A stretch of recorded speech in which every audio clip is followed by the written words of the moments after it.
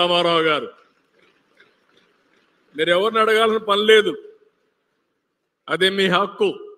మీ తల్లిదండ్రులు సంపాదించిన ఆస్తిలో మీ తమ్ముడితో అన్నతో సమానంగా ఉండే హక్కు మీ పిల్లలకు ఉంది. అది ఇచ్చింది ఎన్టీ రామారావు గారు అని చెప్పి నేను మీకు తెలియజేస్తున్నా. రెండోది, మొట్టమొదటిసారిగా యూనివర్సిటీ పెట్టాడు. మహిళా యూనివర్సిటీ పెట్టి మహిళలు చదువుకోవాలని పెట్టాడు. దాంతో మీలో ఒక ఆలోచన వచ్చింది. తర్వాత నేను వచ్చిన తర్వాత ఇప్పుడు డాక్రా సంఘాలు ఉన్నాయి, మీరు చూసుంటారు. ఆ డాక్రా సంఘాలు పెట్టి మామూలు ఆడబిడ్డ కూడా ఎక్స్ట్రాడినరీ ఆడబిడ్డగా తయారు కావచ్చని నిరూపించడానికి డాక్రా సంఘాలు పెట్టా. ఈరోజు అనేక వ్యవస్థలు పోయినాయి, కానీ డాక్రా సంఘాలు చాలా బాగా పనిచేస్తున్నాయి. అట్ వన్ స్టేజ్ మీరు చూస్తే ఆడబిడ్డల్ని పుట్టితేనే భారం అనుకునే తల్లిదండ్రులు ఉండేవాళ్ళు. ఒకప్పుడు మగపిల్లలు పుట్టలేదని చెప్పి బాధపడి ఆడబిడ్డలైతే అబార్షన్లు కూడా చేసేవాళ్ళు. ఆ సమయంలో నేను ఆలోచించి ఆడబిడ్డల కోసం బాలికల సంరక్షణ పథకం 5,000 రూపాయలు బ్యాంక్ అకౌంట్ వేశాను. ప్రతి ఒక్క ఆడబిడ్డకి 5,000 రూపాయలు బ్యాంక్ అకౌంట్ వేశాను. కొంతమంది పెళ్లిళ్ళు చేయలేమంటే అది కాదని నేను ఆ రోజుట్లోనే ఆడబిడ్డలందరికీ కూడా మ్యారేజ్ కోసం ఆర్థిక సహాయం చేశాం. ఇంకొక పక్కన మీరు ఆలోచిస్తే మేము తీసుకున్న నిర్ణయం ఆడపిల్లల్ని సమానంగా చదివించాలని కాలేజీల్లో, అదే సమయంలో ఉద్యోగాల్లో 33% రిజర్వేషన్లు ఆడపిల్లలు తీసుకొచ్చాం. అందరూ అన్నారు ఆడపిల్లలకు 33% ఇస్తే మెరిట్లో ఒక 30% ఇస్తారు, అప్పుడు 50 కంటే మించిపోతారు. మేమేమవుతాను అడిగితే బ్యాక్లాగ్ ఉంది, ఎన్నో ఏళ్ల సంవత్సరాలుగా ఆడపిల్లలు చదువుకోవడం లేదు, దీంతో వాళ్ళు ఇంకా బాగా చదువుకుంటారంటే ఇటీవల నేను చూశాను చాలా మంది ఆడపిల్లలతో మగపిల్లలతో మాట్లాడుతున్న పెళ్లి అయిన తర్వాత ఇద్దరు కూడా ఐటీ చదువుకొని ఉద్యోగాలు చేసిన వాళ్ళు ఉన్నారు.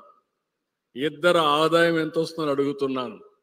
అడిగితే మగపిల్లల కంటే ఆడపిల్లలకు ఎక్కువ ఆదాయం వస్తా ఉందంటే అది ఈరోజు మీకుండే తెలివితేటలు. అట్ వన్ స్టేజ్ ఇప్పుడు కూడా జరుగుతున్నాయి, కానీ ఒకటే చెప్తున్నాం, ఆడపిల్లల్లో కూడా ధైర్యం ఉండాలి.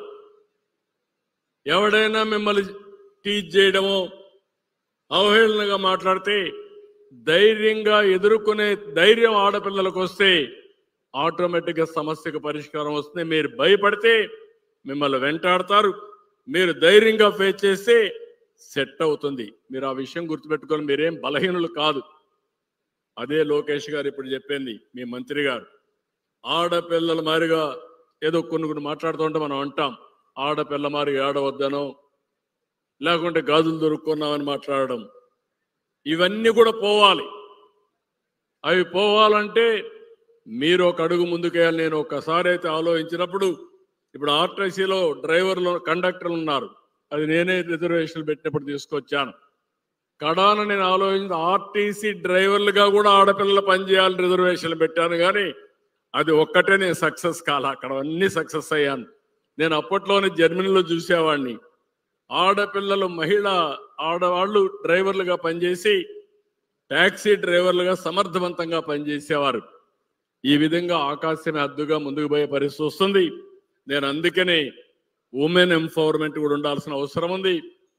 ఆ సమయంలో మిమ్మల్ని అందరినీ కోరుతున్నా, మళ్ళీ మీరు పెద్ద అయిన తర్వాత ఈ మధ్య కొత్త ట్రెండ్ ఒకటి వచ్చింది. భార్యాభర్త ఇద్దరికి ఉద్యోగాలు కావాలి, డబుల్ ఇన్కమ్ రావాలి, no kids. Double income, no kids, let us enjoy. ఇది కొత్త సిద్ధాంతం అయింది. అలాంటి మాత్రం ఆలోచించద్దండి. కనీసం ఇద్దరు పిల్లలు ఉండేట్టుగా చిన్నప్పటి నుంచే మీరు కూడా మెంటల్గా తయారు కావాల్సిన అవసరం ఉందని చెప్పి మీ అందరికి విజ్ఞప్తి చేస్తున్నా. అదే ఇప్పుడు పాలసీ మార్చుకొని పాపులేషన్ మేనేజ్మెంట్ అంటున్నాను నేను. ఇది చేయగలిగితే ఆ పాపులేషన్ అనేది కొన్ని దేశాల్లో చెప్పిన ఇనే పరిస్థితులు లేరు. ఇప్పుడు చైనా ఉంది, సింగిల్ చైల్డ్ నామ్ పెట్టారు ఒకప్పుడు. ఇప్పుడు దానివల్ల జనాభా తగ్గిపోయింది. ఇంకో పక్క